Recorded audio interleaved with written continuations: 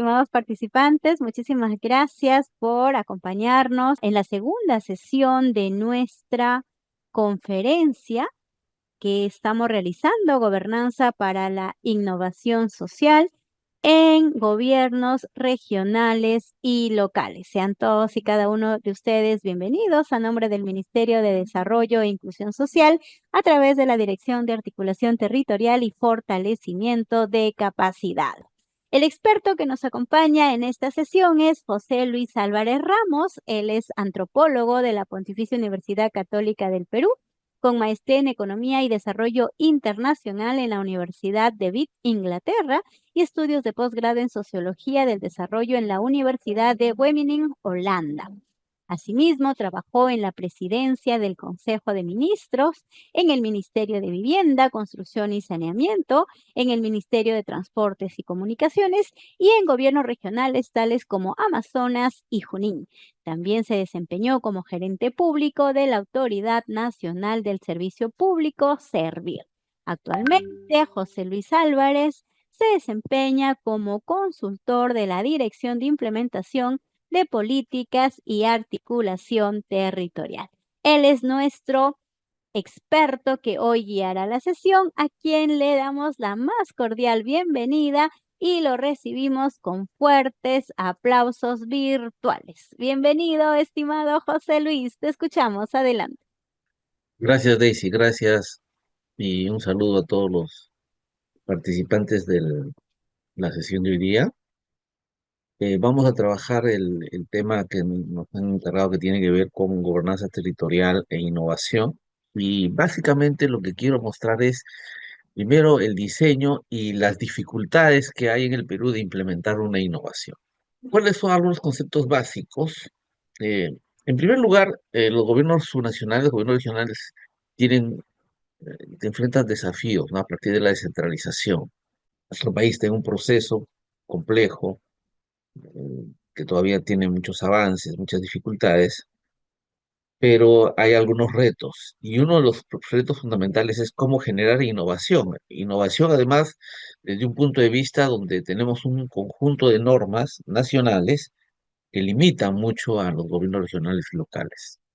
Y aparte del error. Pero la gobernanza territorial como concepto sí ayuda a plantear estas novedades. ¿Por qué?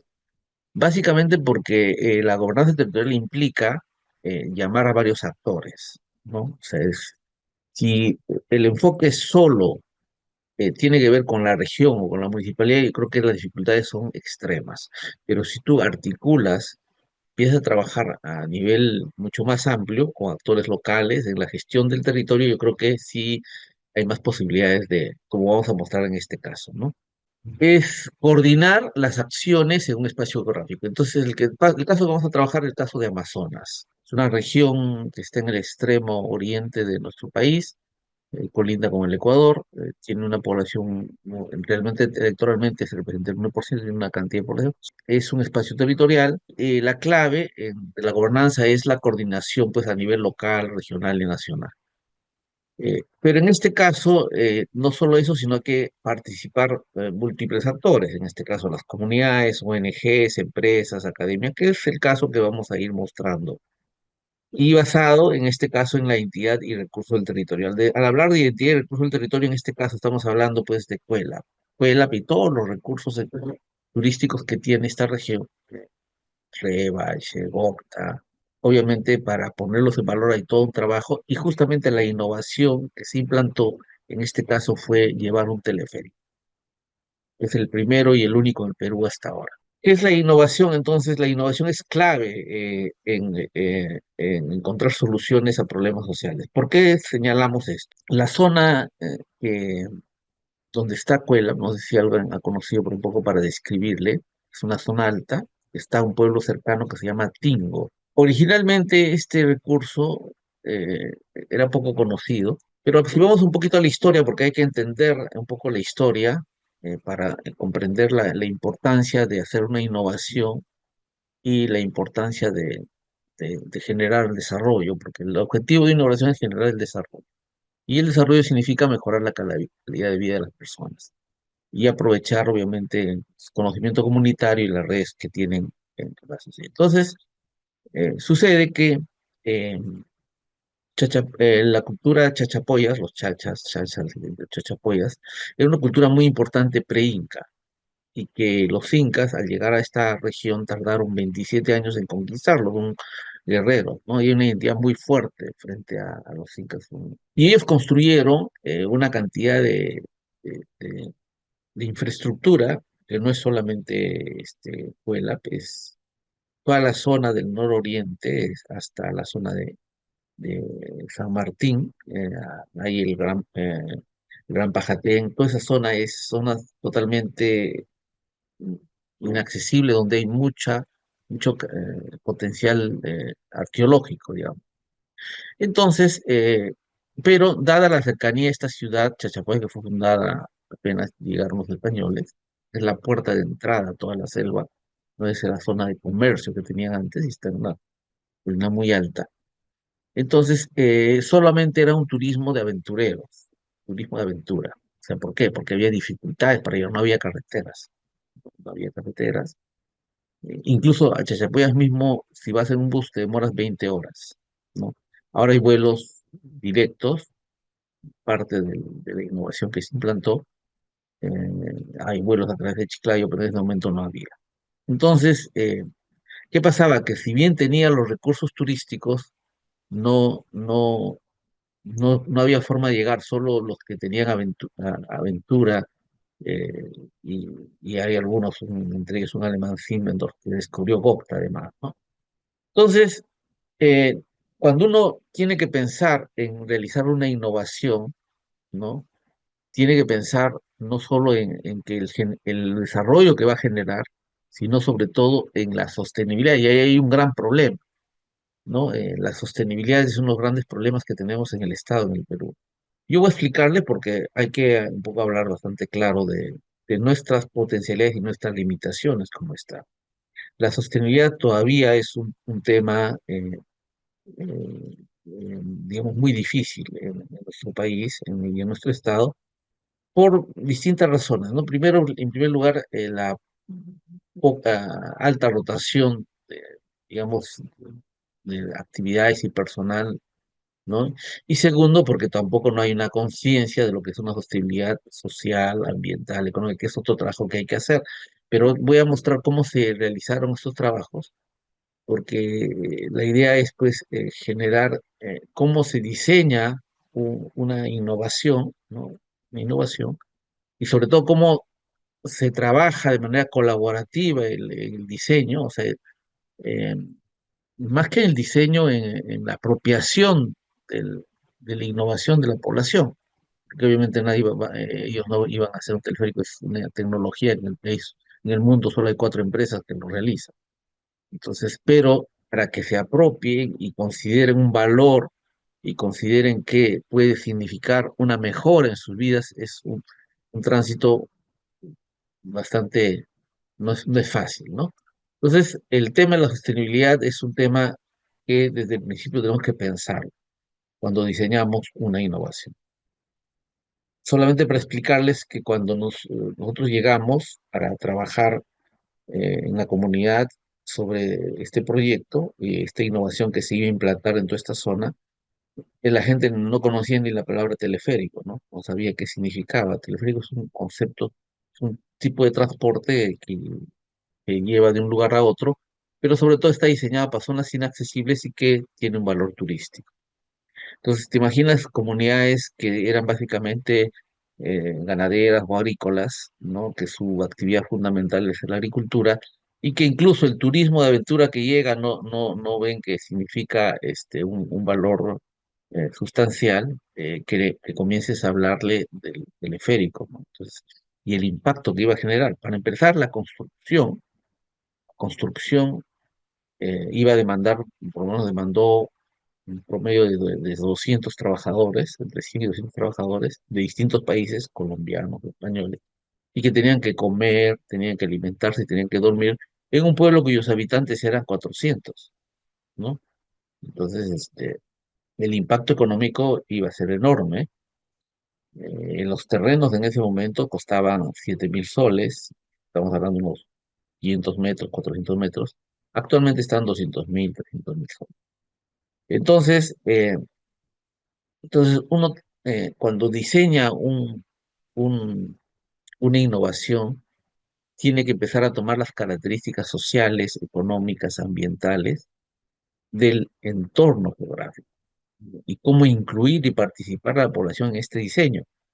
Porque si no sucede lo que es Machu Picchu, Machu Picchu, por ejemplo, su diseño es diseñado para empresas, ¿no? Y obviamente participan muy poco en toda esta cadena población, por eso es que hay dificultades. eh, la gente no está totalmente apropiada. Y entonces tendrías que cambiar esa visión y hacer un proyecto que considere la inclusión y la participación, la producción social, la producción local, las redes solidarias que se podrían señalar y el tema ambiental, ¿no? Entonces el enfoque era muy importante tener desde el principio.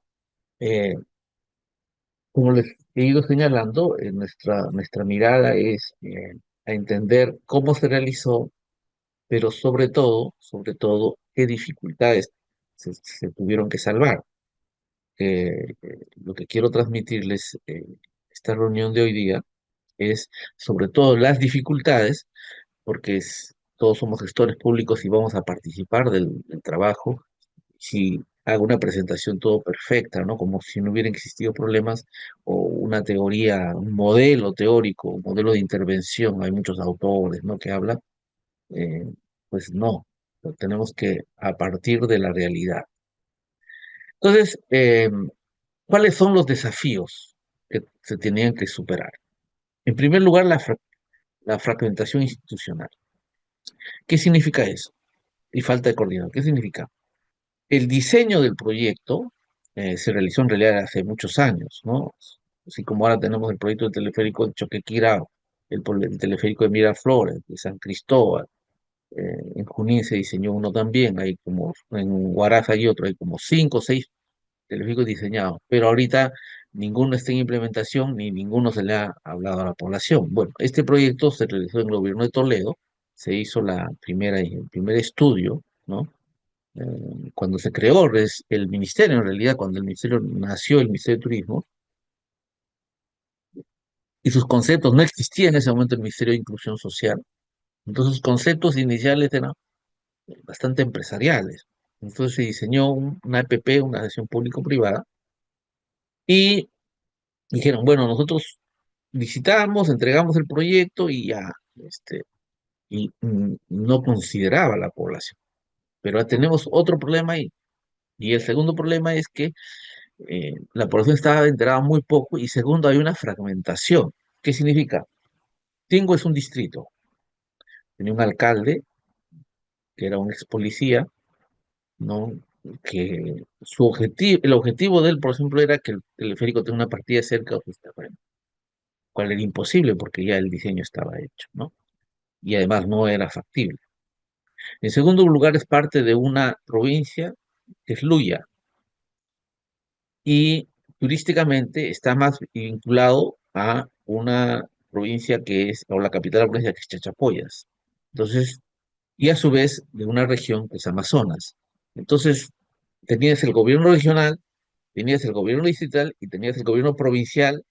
No sé si está alguien de Amazonas de acá, pero entre Luya y Chachapoyas hay una rivalidad, así como lo hay entre Juliaca y Puno, entre Jauja y Huancayo, entre Bagua y Chachapoyas, etcétera, etcétera. Siempre en nuestras provincias siempre están como enfrentadas por su identidad. Entonces, hay una fragmentación institucional y una falta de coordinación. Es el primer, digamos, elemento que hay que romper en este proceso de gobernanza territorial y que es una realidad en nuestro país. Cuando hay que hacer gobernanza territorial, hay que partir de estas dificultades, ¿ya? Ese es en primer lugar. En segundo lugar, limitar capacidad técnica y financiera. Obviamente, este gobierno local no tenía recursos, tenía mínimos recursos, ¿no? Para poder sostener pues todo este proceso de implementación social, ambiental que venía, ¿no? Entonces, y el gobierno regional sí tenía algunos, pero obviamente también el gobierno nacional, cuando diseñó, no consideró que había que trabajar. de manera colaborativa, ¿no? Son conceptos que en realidad empezamos a trabajar en ese momento, la inclusión, la colaboración, que eran conceptos un poco nuevos, si se quiere, en la gestión, ¿no? de las regiones. Falta de datos e instrumentos de monitoreo, obviamente, dado la fragmentación institucional y la mitad capacidad técnica, había poca información, pocos datos y menos instrumentos de monitoreo, ¿no? Y nadie pensaba en innovación en ese momento, ¿no? Y una baja inversión pública. Ahora recién estamos comenzando a tomar en cuenta la innovación como un elemento. Ojo, y todavía como en nuestro estado, la innovación se requiere en primer lugar la posibilidad de que admitir el error, porque toda innovación nace del error, eso es lo primero que hay que entender, o sea, es decir, nace de la equivocación. El que innova tiene que equivocarse, porque no es que tú un día vas a innovar algo y de pronto es todo perfecto, ya salió perfecto, eso no existe, eso solo existe en la teoría. La innovación significa experimentar, probar, modular, ¿no? Funciona. Y para hacer ese proceso, que a veces le llamamos piloto, lo que realmente en innovación a veces cuando tienes que implementarlo es algo que vas a ir aprendiendo en el campo, este, este proceso tiene un costo. Y la administración pública, todos sabemos que cuando tú generas una pérdida al Estado, pues obviamente tienes un proceso. Entonces, tienes que medir, todavía en nuestro país recién estamos empezando a comenzar, cosa que otros países lo tienen fondos de garantía para innovación, es decir, si tú le das un fondo de garantía a innovadores sociales, de distintas áreas y sabes que el riesgo es que eso puede ser fracasar, ¿no?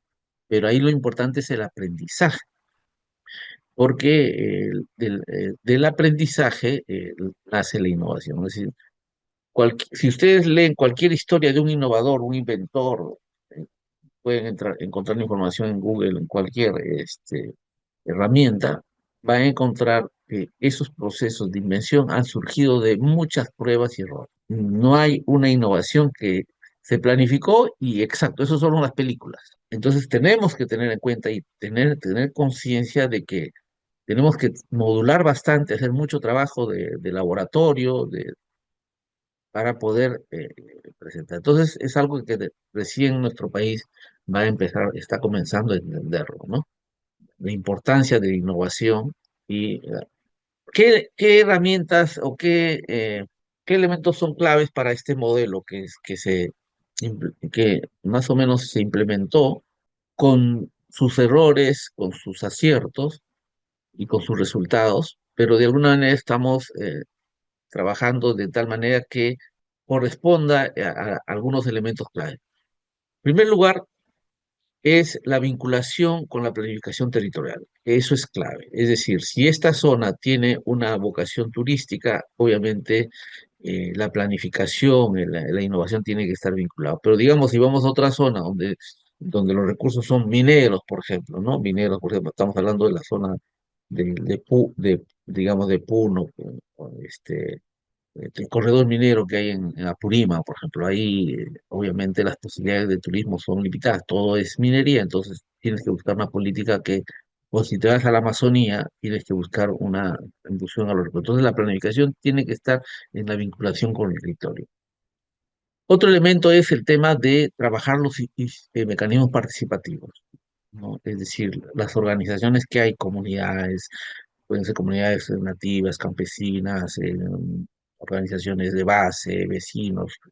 Entonces, es básico que tú tienes un mapeo general de las instituciones para que puedas empezar a trabajar con ellos y generar alianzas y tecnologías sociales se refiere a herramientas de planificación, ¿no? Que puedas tener con ellos, ¿no? Agendas, digamos, mecanismo de articulación y sobre todo invertir en capacidades técnicas y de preparar, solamente para poner el ejemplo que te les voy a enseñar, es que la zona de Tingo, que son agricultores, o eran, que ahora ya están dedicados al turismo, y no tenían una idea de lo que significa hospedaje, de lo que significa gastronomía, o sea, sí tenían cocinado, obviamente, pero una gastronomía en términos turístico, es decir, preparación del alimento para, digamos, personas que tienen gustos o que vienen con culturas diferentes, ¿no? Entonces hay toda una tecnología a partir de eso. Entonces eso significa preparación, ¿no? Entonces, y había que hacerlo pues en lapso de un año y medio. Entonces, son temas que requieren de una planificación anterior. Por eso cuando uno diseña tiene que pensar en todos esos elementos que significan. Los actores claves, obviamente, los gobiernos locales, regionales, la sociedad civil, muy importante en el proceso de innovación desde el punto de vista social. La innovación social, en su esencia, considera y básicamente piensa que debemos trabajar con la sociedad, pero no, sino en sus resultados, es decir, superar el tema de la pobreza, el empleo, la inclusión, la identidad, aspectos que tienen que ver con el empoderamiento de, de las mujeres, de los jóvenes, eh, y obviamente la academia, ¿no? Ahí muy importante en este caso fue la Universidad Doctor Ibero de Mendoza, que es, y las universidades, están incorporadas unas universidades, San Martín, Pacífico, tuvieron algunos apoyos técnicos, la Universidad de San Ignacio también. Y la generación de instrumentos, ¿no? Los planes estratégicos territoriales, que son cómo vamos a mejorar las vías de comunicación para los accesos, ¿no? Espacio de co-creación. Por ejemplo, hay muchos tenían iniciativas de generar producción artesanal en tejidos, en diseños de piedras, por ejemplo, que eran muy bonitas cosas de distintos aspectos, ¿no? El financiamiento, otro aspecto importante, y los indicadores. Estoy señalando estos elementos, más o menos en general, porque hay que considerarlos, pero ¿qué es lo que te debe marcar el elemento? Es el territorio. Uno tiene que conocer bien el territorio, tiene que trabajar bien con los actores del territorio, ¿no? Para a partir de ello potenciar y diseñar cómo va a ser su participación en esta innovación, ¿no? Es fundamental, fundamental. Y ahorita voy a explicar de alguna manera cómo se desarrolló esta experiencia. A ver, ¿cuáles son los pasos? Esto es un poco el de sistematización de lo que se hizo desde el punto de vista de la innovación y la parte social y la parte territorial. En primer lugar, es involucrar a los ciudadanos en las tomas de decisiones para asegurar que sus voces sean escuchadas. Hacerme cargo de la dirección de turismo y, bueno, yo ya tenía experiencia antes en tema turístico, en tema social, por mi formación, que había estudiado estos temas fuera del país y había trabajado en otras regiones, pero esto era de alguna manera nuevo, ¿no? Porque tenía que eh, implementar un, un producto mm, nuevo en el país, que es un teleférico, en una realidad que desconocía, y segundo, tenía que generar un impacto, que es un crecimiento del turismo y a veces generar un impacto en la mejora de la vida de la gente. Entonces ese era como el objetivo. Bueno, lo primero era ir al lugar, obviamente, y lo que les expliqué, la población primero desconocía que era un teleférico y segundo, no participaba de la cadena turística porque la mayoría digamos, de operadores venían de Chachapoyas o de Lima o del norte, de Chiclayo, etcétera, que llevaban los turistas de aventura, subían, hacían, bueno, había también ya una ruta, ¿no? Que llevaba el carro, ya había, porque antes era pura caminata, pero ya en el tiempo que ya había esta ruta que entraba por Zona de María y subía, pero que no era la ruta que estaba pensada el teleférico. Entonces ya había un cierto conocimiento, pero no participaba la población. El Tingo, que es el lugar donde parte el teleférico, no participaba directamente del turismo en ese momento. Entonces, hicimos sus talleres, primeros talleres, y la población pues desconocía. O sea, yo hablaba y la población me miraba, me explicaba, ponía y tuve que llevar mi proyector, etcétera, para poder explicarle. La población pues miraba y se miraban entre ellos, salvo dos personas, que era un- una especie de hippie Carlín que venía del Cusco, que tenía una esposa francesa, que ya había tenido experiencia, una especie de músico, artista, así, con el pelo largo, todo Rastafari, y un profesor que era de otro lugar, el norte, me parece que los dos sí entendieron en el momento y estaba el alcalde ahí, y el alcalde que sí comprendía, pero que no quería de alguna manera involucrarse totalmente porque la población estaba en el tema más agrícola, pues dijeron, bueno, en realidad, ¿qué es un teleférico, no? Entonces les subimos y los tres sí entendieron. Dijeron, sí. Uno de ellos había visto en Francia, me parece, y el otro había ido, me parece que a Bolivia, o había visto por internet, algo así, y entonces dijeron, y ellos sí se comprometieron, y siempre buscar el liderazgo, ¿no? De las personas, sí se comprometieron, dijeron, vamos a trabajar en esto y vamos a trabajar con la población. Entonces, involucrar en la toma de decisiones fue fundamental. ¿Por qué? Porque la gente empezó a hacerse la pregunta, ¿puede ser beneficioso? ¿Por puedo participar si va a mejorar mis ingresos? Y es ahí donde el segundo paso, que es fomentar las alianzas entre diferentes niveles de gobierno. Estamos hablando del alcalde a nivel gobierno local, en ese momento de la región, que alguna vez representaba, aunque yo venía del gobierno nacional, y el gobierno nacional. Entonces, ya empezabas a involucrar a varios sectores, ¿no? A varios sectores para el desarrollo del proyecto. Integrar criterios ambientales económicos en todas las iniciativas. Era muy importante. Primero, la gran pregunta es si eso iba a significar un impacto, un daño al recurso, etcétera. Entonces, había que trabajar muy bien que no, que todavía el estudio se había hecho para que, más bien al contrario, genere algo positivo al entorno, ¿no? Y sobre todo la parte social, que es cómo la población se involucra en esta cadena, y la parte económica, que es involucramiento, va a significar mejoras del ingreso, ¿no? Obviamente, una cosa es trabajar en la tierra, trabajar el turismo, donde es mucho más directo el ingreso, va directo, no esperas la producción agrícola, sino va directo a los bolsillos, como se dice, va a la vez. Establecer un entorno que estimule la creatividad y experimentación. Eso era muy importante. ¿Por qué? Porque había que convencerlo, en parte, de que sus, digamos, sus propiedades, etcétera, sean orientados a hospedajes, a restaurantes o a centros artesanales, sin perder su esencia agrícola, ¿no?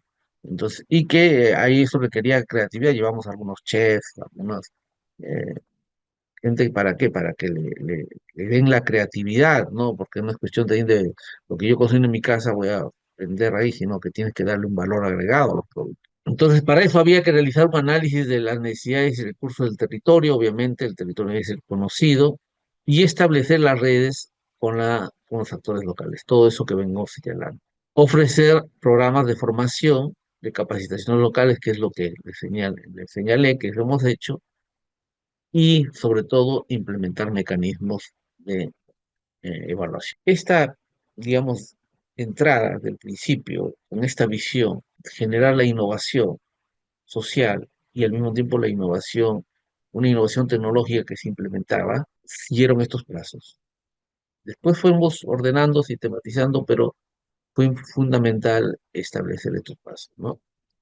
Entonces, podemos señalar un enfoque integral, tiene que considerar la dimensión económica, social y mental, tiene que considerar la equidad, la participación y la responsabilidad, y ya más adelante vamos a ver que incluso está en el marco global de las metas. ¿Qué principios y valores son importantes? Primero, el empoderamiento. Cuando decimos empoderamiento, en términos concretos, ¿qué significa para esta población? ¿Qué significa en ese momento y qué significa ahora? En primer lugar, tenían que tener autonomía para empezar a desarrollar estas capacidades, hoteles, restaurantes, y sobre todo las mujeres, ¿no? Porque generalmente en una sociedad agrícola es una sociedad machista.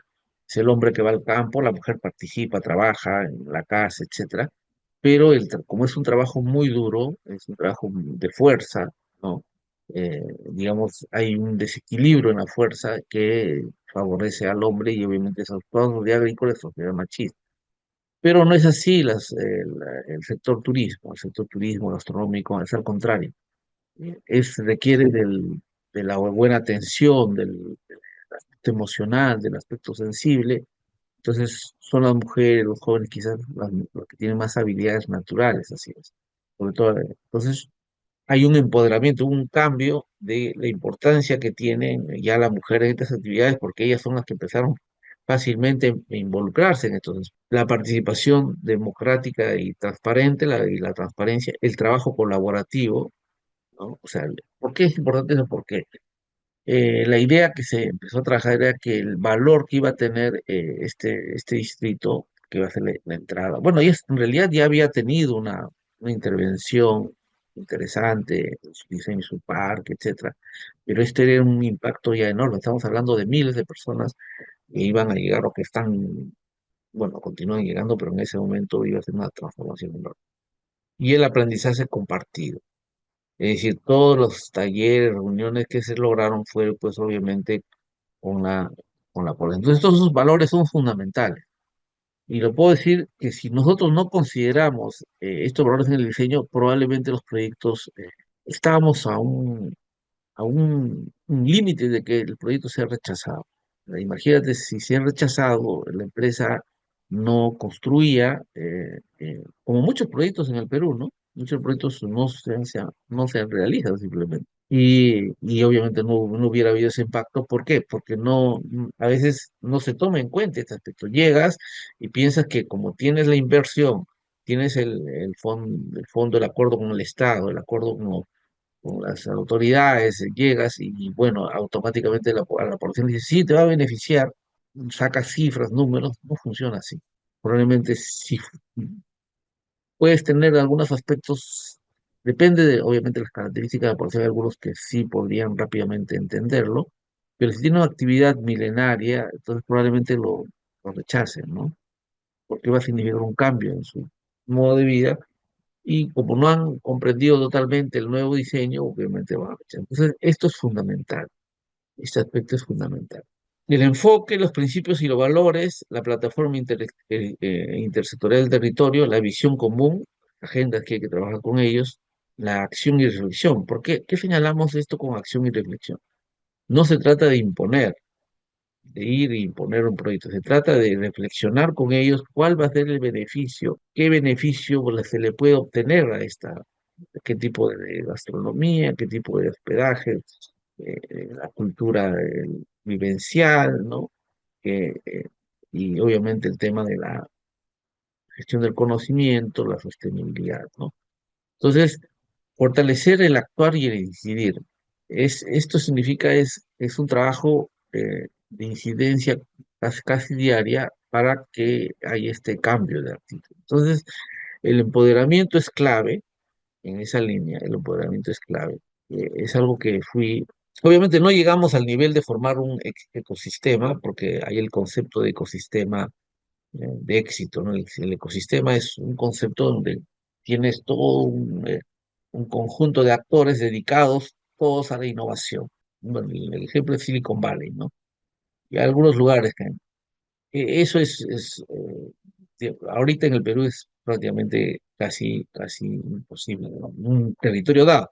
Puede haber un buen sistema en una universidad, puedes hacer una universidad, un ecosistema de innovación, obviamente lo hace, la Universidad Católica tiene, ¿no? Yo he estudiado en esa universidad y todo está orientado para ir innovando, creando investigación, etcétera. Pero vamos al territorio real del Perú, de nuestro país, ¿no? Entonces, generar un sistema de innovación, bueno, si nosotros generamos pues, el 10% estamos camino a ser China, ¿no?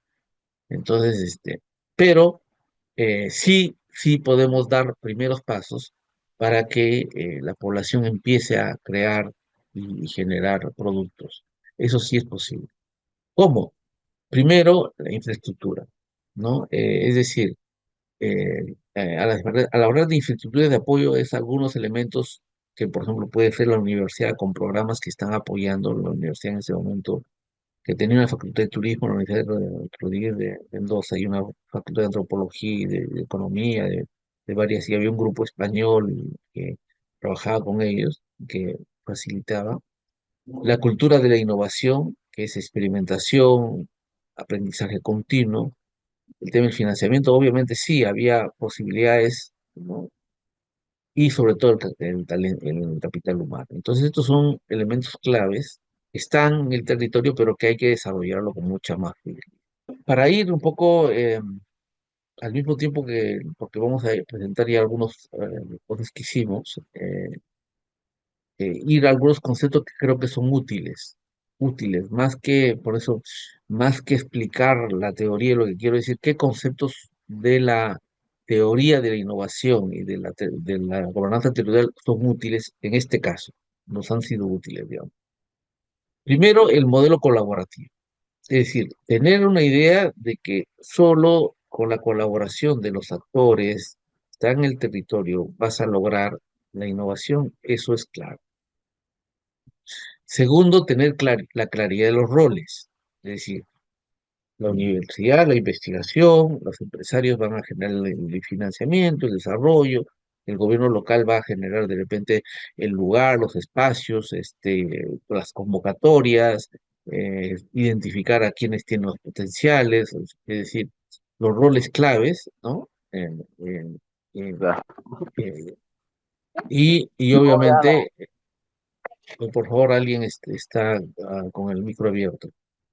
Entonces, y obviamente el tema de básico que es la transparencia, ¿no? La transparencia, porque obviamente es un tema muy delicado. Aquí, obviamente, todo el mundo está pensando que cómo obtener beneficio, porque es una actividad económica, pero también uno tiene que ser transparente desde el punto de vista del Estado, porque obviamente muchos me dijeron, no, hijo, pero si ese es un proyecto importante, ¿por qué no llevaste a tus amigos empresarios o tú mismo compraste un terreno? ¿Por qué no invertiste tú en tu negocio? ¿No? O sea, uno es funcionario público, entonces cuando vas y estás, entonces, y ven que tú quieres hacer negocios, obviamente el proyecto se cae y tú quedas totalmente mal. Entonces, ese es otro elemento que hay que tener cuidado, ¿no? Entonces, este es un tema de transparencia, uno va a hacer un rol como funcionario público y tiene que hacerlo de manera transparente y clave, y obviamente estás generando un desarrollo económico en la zona y hay oportunidades para todos, pero si tú dices, ah, yo también puedo entrar, ahí hay un tema ya de transparencia tuya que ahí sí, al final es una cuestión personal, pero lo recomendable es, en este caso, es ser transparente. El enfoque de la sostenibilidad es importantito, nosotros le llamamos imperativo transversal, la sostenibilidad social, que es lo que les venía explicando, económico y ambiental. El tema ambiental, ahí obviamente tuvo un estudio en la implementación de este teleférico, hubo todo un estudio que veía todo el tema ambiental, pero había que trabajar con ellos de que no iba a producir, y de hecho no se produjo porque mira, se cuidaron de que las torres que se pusieron, lo pusieron con helicópteros, es decir, no, para no llevarlas a esas torres y abrir caminos, etcétera, ¿no? Que podían haber dañado. O sea, el costo fue bastante alto porque se hicieron con helicópteros para no dañar el medio ambiente, ¿no? Entonces, tuvieron con los estándares ambientales bastante altos. Entonces tenemos que trabajar la gobernanza a nivel multinivel, multiactor y basada en el territorio. Eso es fundamental y eso lo vamos a cortar en mi experiencia. En este caso, la gobernanza multinivel e innovación social, ¿qué hacía? Fortalecía la descentralización porque en este lugar de pobreza casi extrema, ¿no? Se instalaba una innovación, un proyecto innovador que iba a significar un cambio en los ingresos, en la mejora de vida de la población. La participación ciudadana estaba trabajada desde el diseño y se buscaba la sostenibilidad y la innovación. Tenemos que ver el anclaje territorial, la articulación multinivel y el empoderamiento comunitario. Esas son las herramientas claves para lograr nuestros objetivos. ¿Cuáles son los componentes claves de este sistema? Actores diversos, contaba gobiernos locales y regionales, organizaciones sociales y movimientos, universidades, centros de investigación, empresas cooperativas, que todas participaron, infraestructura habilitadora, en este caso las redes de colaboración, ¿no? Toda la implementación y los mecanismos de gobernanza. Hubo soluciones locales, y obviamente hubo una búsqueda colaborativa interna. Bueno, ahora voy a un poco ya entrar al proyecto en sí. Este es el teleférico. Todas las actividades que se diseñaron para la implementación, como les señalé, tenían que tener esta articulación. El distrito, Tingo, la provincia, Luya y Chachapoyas, sobre todo Chachapoyas, que tenía una vinculación directa en la cadena, y Luya también, obviamente, y la región, porque es toda la región, porque no es, o sea, el visitante iba y pues, en el diseño iba a ir al teleférico, pero no solo iba a estar un día ahí, iba a estar 2 o 3 días, 4 días y visitando otros lugares, Copta, Bagua, Rivas, Mendoza, Rodríguez de Mendoza, donde hay café.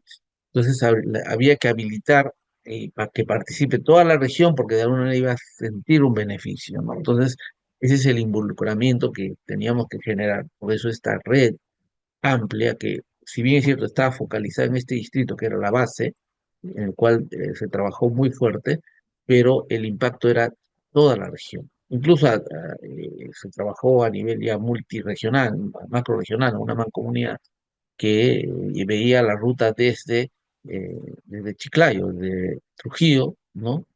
Para que vayan hasta Cajamarca, ¿no? Una ruta que en realidad en parte ha tenido éxito, pero ya había otros actores de mayor escala que era muy complicado.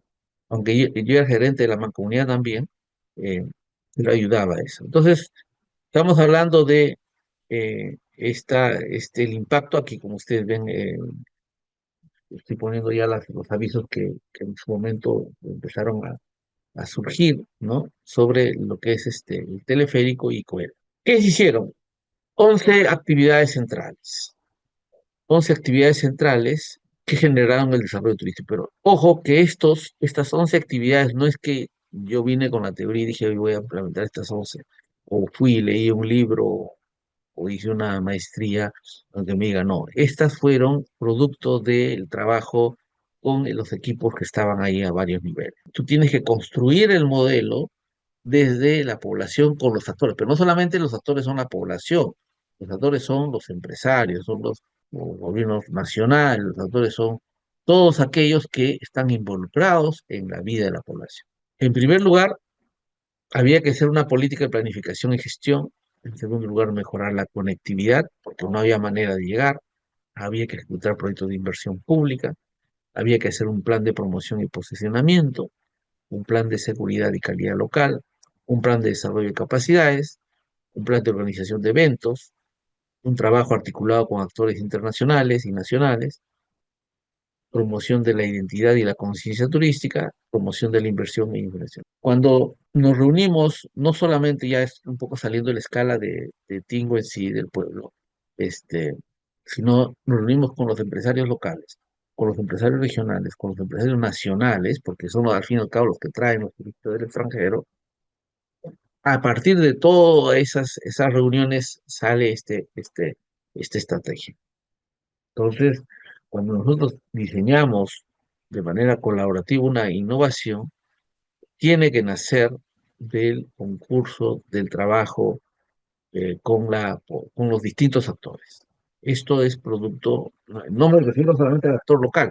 Les expliqué eso en primer lugar, porque, digamos, era lo más complicado, ¿no? Y lo más cercano, pero en realidad hay que trabajar con todos los actores. La gobernanza territorial, si bien es cierto, se basa en el territorio, pero los actores territoriales no necesariamente están en él, ¿no? Una compañía de aviación no está, la empresa no está ahí, su oficina, está en Lima o probablemente en otro país, pero es un actor que tiene influencia en el territorio. Entonces, cuando hablamos de actores territoriales, no solo nos referimos a los actores que están en el territorio, sino que tienen impacto en el territorio. Por ejemplo, un migrante de México, un migrante que envía remesas a un pueblo, él está en otro país, pero esas remesas impactan en su economía y entonces es un actor territorial. O un turista que viene de otro país, no está en el territorio, pero viene y su presencia impacta en el territorio, entonces es un actor territorial. Entonces, territorio, por eso es el concepto de, una cosa el concepto de territorio, otra es territorialidad. Territorialidad se hace referencia a todos los actores que participan en ese espacio. Entonces, salió esto, ya fue un trabajo y que y se formó un ente gestor que ustedes ven acá, que todos son funcionarios, empresarios, jóvenes, etcétera, que son, que fueron los encargados, o sea, de trabajar toda esta visión, digamos, ¿no? Un ente gestor, ¿no? Consolidar esto a varios niveles, ¿no? O sea, pues, esa es como que la institucionalidad que nació.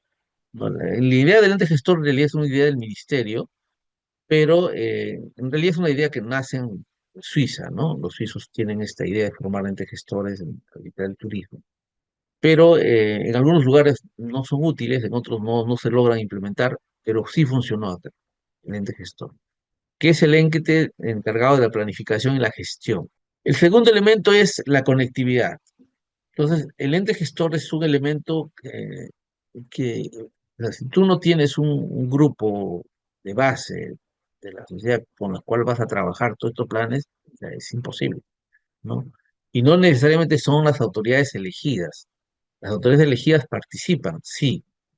De hecho, van a estar involucradas, pero de repente nombran un representante, de repente nombran así. Entonces, trata de, siempre de tratar de incluir. Bueno, ¿qué se logró? El gran problema allí era, no había vuelos, no llegaban los aviones, ¿no? Y obviamente si tú tenías un teleférico y no iba a vuelos, ¿cómo llegaba el turista? Y en ómnibus, sí, sí, pero son 24 horas, entonces tenía que ser rápido. Se estableció una mesa técnica en la presidencia del Consejo de Ministros, ¿no? Se estableció y se reunió con las empresas aéreas. ¿No? Para que tengan una idea de la gobernanza territorial, pues obviamente son varios factores, ¿no? Entonces, esta reunión con las empresas aéreas, con la TAM, ¿no? La ETA, que en ese momento, ¿qué se consiguió? En el primer momento era, en primer lugar, no había vuelo. Y segundo, que tenían un aeropuerto ya muy trabajado, pero que no lo usaban. ¿Por qué razón? Porque hacía unos 20 años hubo un accidente a una empresa en el cual volaba y prácticamente las personas más importantes del pueblo murieron. Y todos dijeron que eran por los vientos y que el lugar del aeropuerto estaba mal ubicado y que era peligroso el avión. Entonces, de ahí nadie se subió a un avión y el aeropuerto siempre se mantuvo ahí, lo pusieron en concesión, se mantuvo, pero nadie se atrevía. Entonces había que vencer ese miedo, porque cuando se hicieron las investigaciones dijeron, no, en realidad fue una falla del piloto. Los vientos son buenos, la zona es buena para volar, el problema fue un avión. Alguien dijo que es los vientos, pero eso no es verdad. Todos los expertos en aviación eso dijeron. Entonces, ¿qué se hizo? Se diseñó un sistema de subsidios de vuelos de Tarapoto a Chachapoyas, ¿no? De avionetas a 40 soles, a 20 soles y 40 soles. Era prácticamente mucho más barato que ir en carro, en taxi, en bus. ¿Con qué objetivo? Por eso se hizo en la mesa técnica de PCM con varios actores, ¿no? Con el Ministerio de Transporte, etc. ¿Con qué objetivo? Con el objetivo de familiarizar a la gente en los vuelos, que la gente se acostumbre. Entonces la gente dijo, oye, es algo barato, llegó rápido, ya. Entonces la gente se fue olvidando de esa leyenda negra y empezó a volar. Pero volaba de Tarapoto a Chachapoyas. Es decir, llegaba a Tarapoto en un avión, Lima a Tarapoto, y de ahí un vuelo de una avioneta. Entonces la gente se fue como acostumbrada. Y después la TAM, porque ya se inauguraron el aeropuerto de Jaén, y el de Jauja juntos simultáneamente, dijo, nosotros vamos a llevar vuelos directos a Lima, Jaén, y de Jaén a Chachapoyas de ahí 3 horas. Entonces es otra entrada. Pero no eran vuelos directos, o sea, eh, Lima. Entonces, ahí es donde se conversa con una empresa que era privada, es decir, que hacía vuelos, eh, eh, digamos, solamente privados, no era comercial, ¿no? Era el Grupo Romero, AXA, y se convence que solamente hacía charter, ¿no? Por demanda, que hay un vuelo directo Lima-Chachapoyas. Primero Lima-Trujillo-Chachapoyas, por lo directo, que ahorita funciona, ahorita hay vuelo directo. Entonces ellos entran al, al- al vuelo comercial a partir de esto. Entonces, ¿cómo se logra esto? Es a partir de este MSAT. Entonces, es un elemento clave. Entonces, la suma de actores, la suma tú tienes que tener, son herramientas para lograr esto. Entonces, tú tienes la conectividad aérea, este es el vuelo el primer vuelo de ATSA, ¿no? Era pequeño en primer lugar. Este es el vuelo sí, pues de ATSA, ¿no? Aquí llegamos con el viceministro, ministro en ese momento. El otro elemento, ejecución de proyectos de inversión pública. Es decir, ya tienes los vuelos, ya tienes de alguna manera el grupo, pero había que mejorar carreteras, mejorar saneamiento, mejorar actividades complementarias, ¿no? Que obviamente el pueblo no tenía saneamiento, ¿no? Eh, Había que hacer un proyecto de saneamiento, etcétera, para mejorar las condiciones. Entonces, era importante trabajar. Y esto se hizo, obviamente, en colaboración con el ministerio en su momento, que los distintos ministerios hicieron una mesa multisectorial donde generaron esta inversión pública de mejoramiento de estos sistemas, carreteras, etcétera. Bueno, ya tienes eh, el ente gestor, tienes los vuelos, pero ahora hay que traer los turistas, ¿no? Es decir, los turistas no saben, no sabían que existía Cuela, o si no sabían que había una telefónica. Entonces, ese se llama un plan de promoción y posicionamiento, ¿no? Entonces, se organizaron 12 campañas en los principales medios del Perú y extranjero. Se, se Fui a Berlín, a la Feria de Berlín, que es la feria más importante de turismo del mundo, a promover Cuela justo con PromPerú. Fuimos a Berlín, se realizaron press tours. Entonces, aquí fue importante esto, ¿no? El hecho de tener alianzas. Entonces, se hizo un plan de promoción, obviamente conectado con la población, es decir, la población estaba informada de todo, ¿no? Es como si la población hubiera viajado, ¿no? Se le informaba de todo, ¿no? O sea, que se está yendo, o sea, era muy importante esa conexión que hay, ¿no? En las radios locales, ¿no? Que se estaba promocionando. Por primera vez llevaba, pues era un producto desconocido, ¿no? Cuando estuve en la Feria de Berlín pensaba pues que era Cusco, una parte de Cusco, cuando llegué después, ¿qué? Se sorprendía, ¿no? Aquí está pues la promoción, la feria en Alemania, y obviamente se iniciaron todo un plan de promoción a distintos medios de comunicación. Entonces, ¿para qué? Para que sepan que existe y que se empiece a trabajar. Y en Berlín logré contacto con la BBC, BBC, cadena inglesa, que es la cadena más importante, que tiene un programa de Travel Show, que es un programa, y si ustedes ven de repente en YouTube van a ver un especial Cuela, que tiene más o menos unos 400 millones de visitantes. Y se hizo un especial que a ellos les interesó, que existía un producto similar al Machu Picchu, ¿no? Que era Cuela, que no sabía que existía y vinieron y exploraron, hicieron un especial en inglés, con el cual pues ya el destino se daba a conocer. Pero para eso ya habíamos preparado a la población. Ya la población estaba más o menos preparada en sus productos, en sus actividades. O sea, si tú haces promoción y no preparas cualquier actividad, agricultura, exportación, cualquier actividad que vas a generar, obviamente tienes que tener claro la base, que es la generación colaborativa, ¿no? Esta es la publicación en Alemania, ¿no? Y así en distintos medios hubo una cadena importante de presentación de los vuelos, es un trabajo muy fuerte. Y el otro tema es la seguridad. Obviamente, lo que siempre te preguntaban, ¿no? Cuando tú decías, oye, pero la seguridad, ¿cómo llega? Mira, con decirte, no sé ahora porque hace algunos años que no he vuelto, pero en ese momento no había ni pocos robos. La gente tenía las puertas abiertas de su casa. Era la ciudad de menos robos. Lamentablemente el turismo sí trae pues delincuencia y había que trabajar desde ahora en una red de protección del turista, ¿no? Con capacitación, con prestadores, etcétera. En futuro se preparó para que desde ese momento se piense en la seguridad. Entonces sigue siendo uno de los lugares más seguros, aunque sí hay algunas, por las noticias que tienen algunas actividades, pero comparado a Cusco, obviamente o a Lima, obviamente es tranquilo, ¿no? Entonces la seguridad estuvo desde el principio, ¿no? Y el desarrollo de capacidades, ¿qué significa? Que había que preparar siempre a todos los potenciales emprendedores en todas las actividades, en gastronomía, en hospedaje, en artesanía, en múltiples servicios que producen esta actividad, ¿no? Discotecas, había un cambio enorme en toda esa zona. Y la organización de eventos. A veces se piensa que por los eventos que tú tienes de locales, y es suficiente. No. Cuando tú organizas una actividad turística, la actividad turística es como cualquier actividad económica, tienes que tener producto.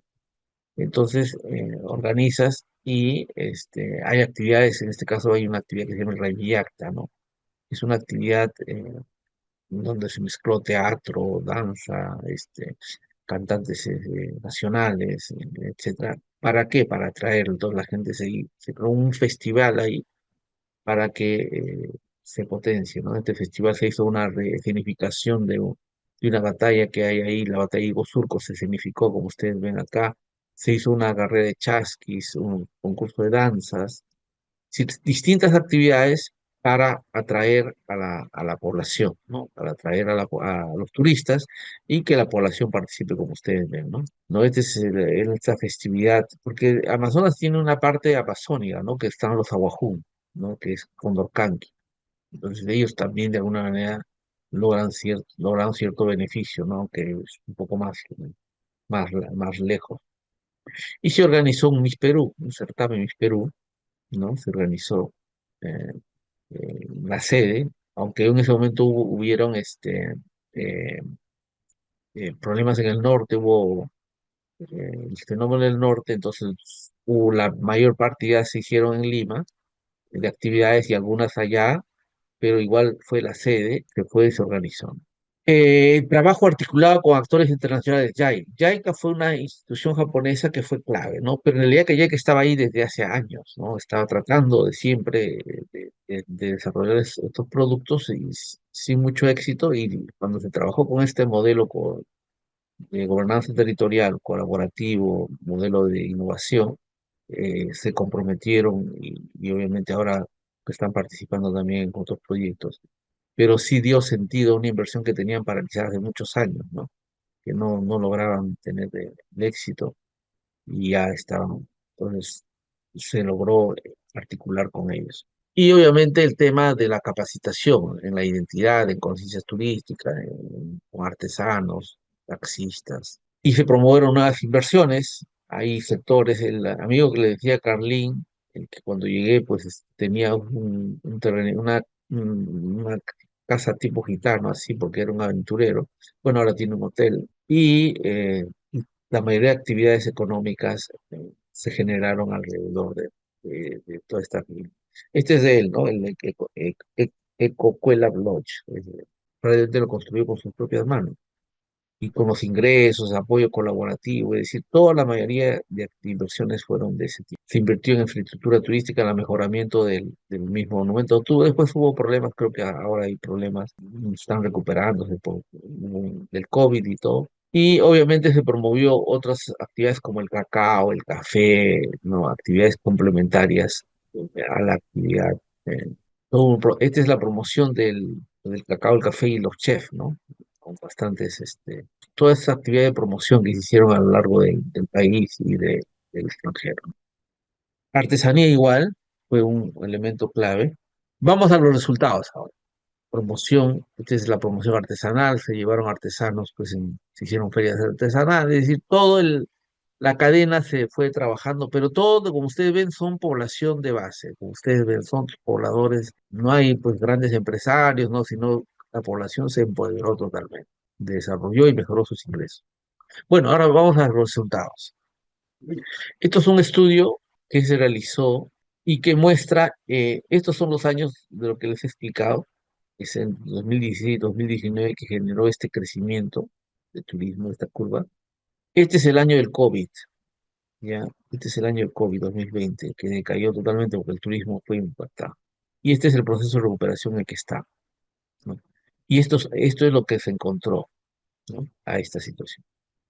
Esto de acá que estamos hablando tres veces, el crecimiento, cuatro veces, es un impacto directo a la población. El turista gasta en el lugar. Cuando llega un turista, ¿dónde realiza el gasto en el lugar? En términos de evolución de visitantes, es el producto. Y en términos del crecimiento del PBI, estamos pasando del 4% en 2011. Este es un crecimiento importante del PBI de toda la región, ¿no? Entonces, un crecimiento importantísimo. Y esto es el proyecto, el impacto positivo directo, esto en términos digamos, de los objetivos de desarrollo sostenible. Directo, las metas del desarrollo sostenible, cualquiera puede comparar positivos, positivos. en el 1, 8, 9, 10, 11, 17, indirecto en el 7 y el 13, sin impacto en estas áreas, impacto negativo casi cero. Todos son documentos de estudios realizados posteriormente y, por ejemplo, aquí el crecimiento en cuanto a los rubros de ofertantes en hoteles, restaurantes, agencias de viaje. Estamos hablando de un 32%, ¿no? Estamos hablando de 300. Esto es en la varianza, ¿no?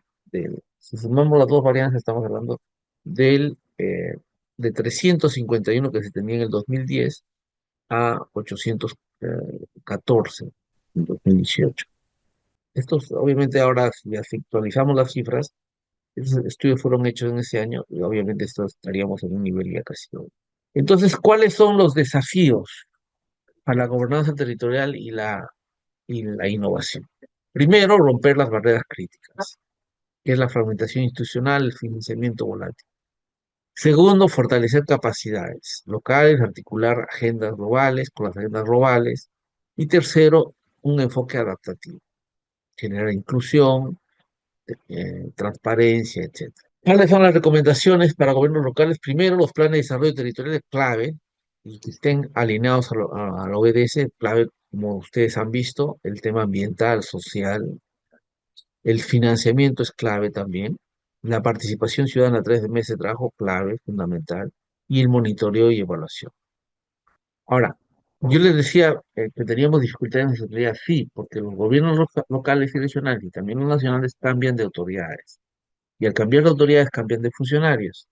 Entonces, quedan los autores locales a veces que mueven nuevo los funcionarios. Entonces, no hay una continuidad de política en estos casos. Y ese es un gran problema que tenemos en todo el país, la falta de continuidad de políticas exitosas, sobre todo, ¿no?